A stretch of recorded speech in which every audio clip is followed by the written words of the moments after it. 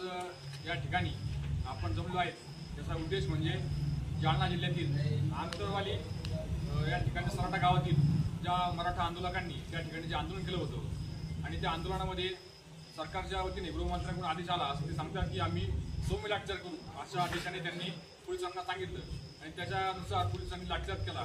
त्याचा तीव्र असा प्रकार असा झाला की पोलिसांना पण मारहाण करण्यात आली, त्यांचे हातपाय मोडले, डोके फुटले आणि आंदोलकांवर तीव्र पद्धतीने मारहाण करण्यात आली.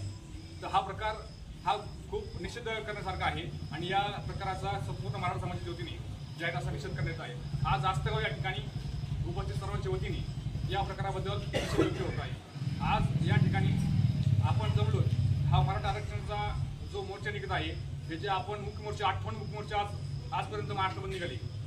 हे शांततेच्या मार्गाने मुख्य मोर्चे निघाले. संपूर्ण मराठा समाज शांततेच्या मार्गाने त्या ठिकाणी चालत होता.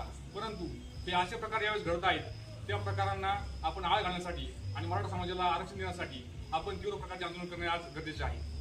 आज महाराष्ट्राचा इतिहास जर बघितला तर आज आपल्या महाराष्ट्राचे जे एकनाथ शिंदे हे मुख्यमंत्री आहेत हे 20वे मुख्यमंत्री आहेत आणि या प्रकारे आपल्या महाराष्ट्रामध्ये 12 मुख्यमंत्री हे मराठा समाजाचे होऊन गेले. तर मराठा समाजाचे एवढे मुख्यमंत्री झाले तरी सुद्धा मराठ्यांना आरक्षण का मिळत नाही याचं कारण असे की हे मुख्यमंत्री पदावरचे लोक आहेत किंवा आमदार खासदार पदावरचे लोक आहेत यांचे मुलं हे जे कुठली सरळ सेवाची भरती करत नाहीत, तलाठी भरतीसाठी जात नाहीत, पोलीस भरती करत नाहीत, आर्मी भरती करत नाहीत. हे करतात कोण? तर मराठा समाजातली सर्वसामान्य गरिबाची घरातली मुलं हे भरतीसाठी जातात आणि त्यांना आरक्षणाची गरज आहे. त्यासाठी सर्वसामान्य जनतेने या ठिकाणी हे आरक्षण आंदोलन करणे आज काळाची गरज झालेली आहे. तर अशा पद्धतीने ज्यावेळेस आपण मोर्चा करत असतो, आंदोलन करत असतो तर ही गोष्ट सरकारपर्यंत पोहोचली पाहिजे आणि त्याचा सर्वसामान्य जनतेने लोकशाही पद्धतीने जे आंदोलन केले पाहिजे आणि त्या आंदोलनाचा तिथपर्यंत ते पोहोचले पाहिजे. त्यासाठी ही बातमी मीडियापर्यंत पोहोचणे अत्यंत गरजेचं आहे.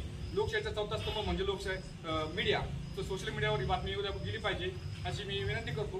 त्याबरोबर ह्या आरक्षणासाठी आपण जो आरक्षण करतात मराठा समाजाची ताकद ही खूप प्रचंड आहे. तर मराठा समाज आणि मावळे कसे होते ते एका वाक्यात मी तुम्हाला सांगतो. 65 किलोची तलवार त्याचं नाव येसाजी, 2000 जणांची एकटा झुंज देतो त्याचं नाव बाजी, हात तुटला तरी लढत राहतो त्याचं नाव तानाजी, 8 तासात दिल्लीहून पुण्याला घोडा आणतो त्याचं नाव संताजी, 1.5 तासात दुश्मनाच्या छावणीत घुसून छावणीचा मुकुट कापून आणतो त्याचं नाव धानाजी, धाण्या वाघाला जो उभा फाटतो त्याचं नाव संभाजी आणि या सर्वांना एकत्र करून जो स्वराज्य निर्माण करतो ना त्याचं नाव छत्रपती शिवाजी महाराज. छत्रपती शिवाजी महाराज की जय, जय भवानी, जय शिवाजी. जाताना एकच सांगन की आमच्या मराठा समाजाला ज्या लोकांची गरज होतोय आज हे आंदोलन आपण छेडलं जाते त्या आंदोलनामध्ये असं काहीच मत आहे की आंदोलन करतात हे मराठा समाजाचे आंदोलन करतात आणि दुसरा जे विरोधक समाज आहे तो तिथं छेडछाड करतोय किंवा त्या पद्धतीने प्रयत्न करतोय.